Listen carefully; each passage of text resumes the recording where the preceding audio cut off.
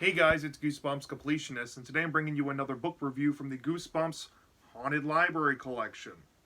And this book is going to be Don't Make Me Laugh.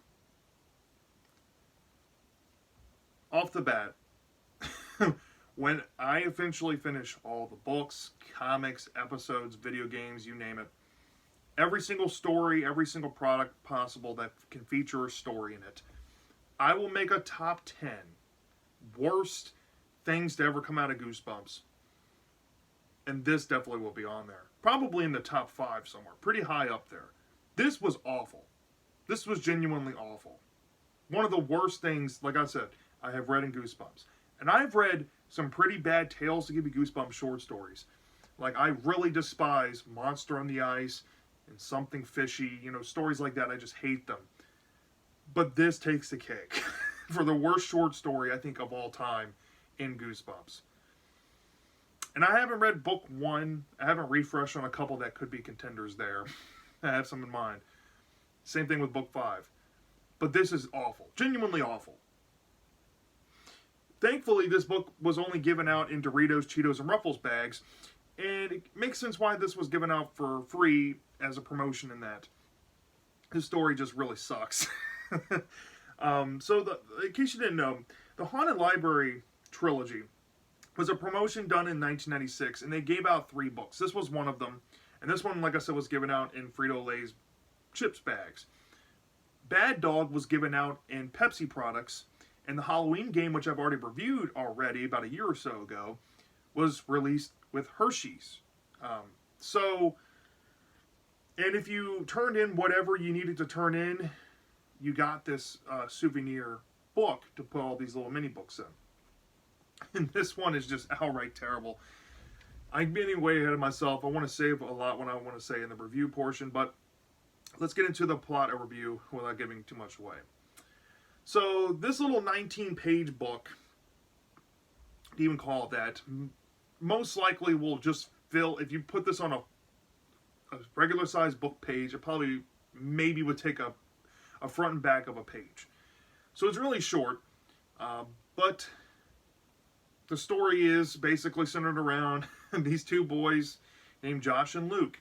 They're in the public park that they're in, I guess nearby their neighborhood, and they're tickling boys in the park. And they just go around tickling people, and Luke's the narrator, and he's talking about how much him and his friend Josh get off on tickling people. Okay, so you got bully protagonists going around tickling people in parks. And they come across this kid and tickle him. Then they get his little brother involved, and they don't even tickle him. They just like tickle the air and make him ticklish. It's just really weird. And the 2 boys scurry off. So when Josh and Luke are looking for their next victims, they look over and they see this purple onion-looking alien nearby a spaceship in the park. And they're observing the alien, and he has a straw hat on. It looks really bizarre.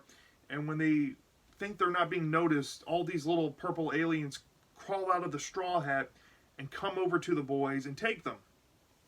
And the aliens reveal that they're being taken to the home planet of these aliens, where this king called Clandor and the queen called Clandora need to be tickled or made to laugh.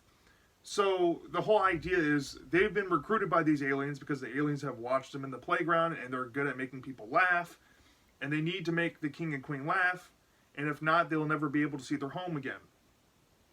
So they get to this planet, and of course Josh and Luke are panicking. They're trying to stretch their fingers, and they go up to the king's throne, king and queen's throne, and they just start tickling the king. The king's not laughing. And then they start trying to tickle the queen, and the queen's not laughing. And the whole crowd is like gasping in awe, and the king and queen are like, "You're not funny. You need to go to the incineration chamber." And the 2 boys start freaking out, and they start trying to make goofy faces to make them laugh. Then the king and queen can't laugh. And the boys feel defeated. They're about to be taken away to be executed. And they essentially start fake crying, or real crying.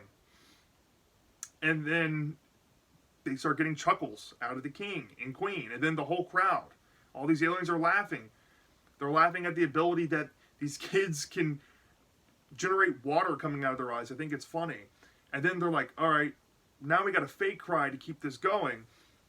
And they, of course, keep going. And then a twist happens where the laughing stops and something's wrong. And it's basically revealed that these boys may have done the wrong thing. And that's how this story ends. Essentially, that's really all this story is. So, I remember, before we get into the positives and negatives, I remember in the Halloween game, I think that story is probably the most layered out of these books. Because I've read this and I'm about to do Bad Dog after this review.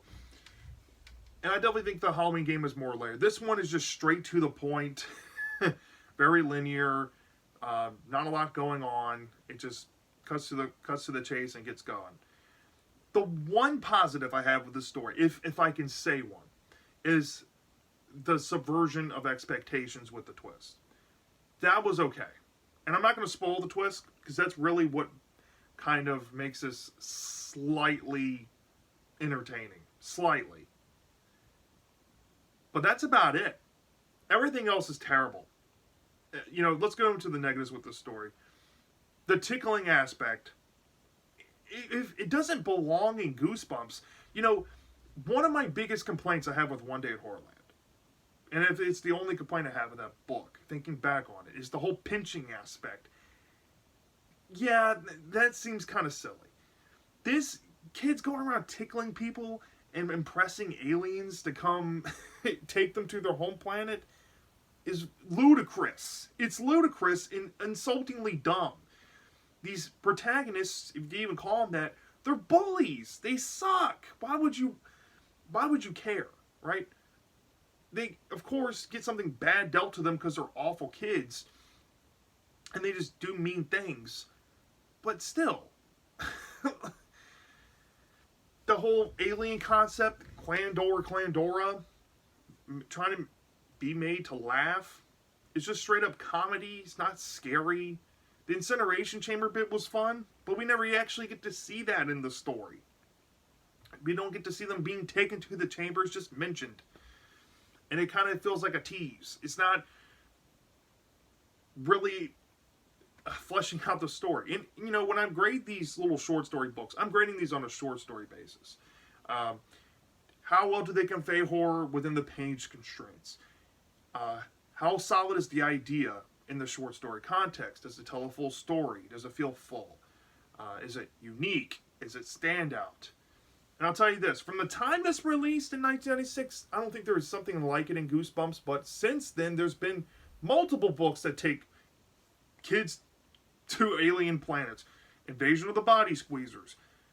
I've never read it before, but apparently Earth Geeks Must Go. Haunting with the Stars. Brain Juice. You name it. They've done it. This is just really weak. This is just really bad. It feels like a generic alien story, just with a bad premise, silly idea, and just really dumb logic and ideas. It's one of my least favorite short stories out of Goosebumps, period. This is genuinely terrible. So, like, from a 0 to 5 star basis, like I said, the subversion of the twist is alright, but still, everything else about it just sucks. It just flat out sucks. So, I'm going to give this thing, I'm just going to give this thing a 1 out of 5 stars. I rarely ever do this. Most of the time, you'll see me do this for the short stories, because on short story basis, it's easier to give things a 1 out of 5. But this genuinely, if I can give it lower, I would, but because I curve every story in Goosebumps, at least by a full point, no matter if it's a full book or short story, it's getting the lowest 1 out of 5 I think I could ever possibly give. This is terrible. It's utter garbage. Don't waste your money on this.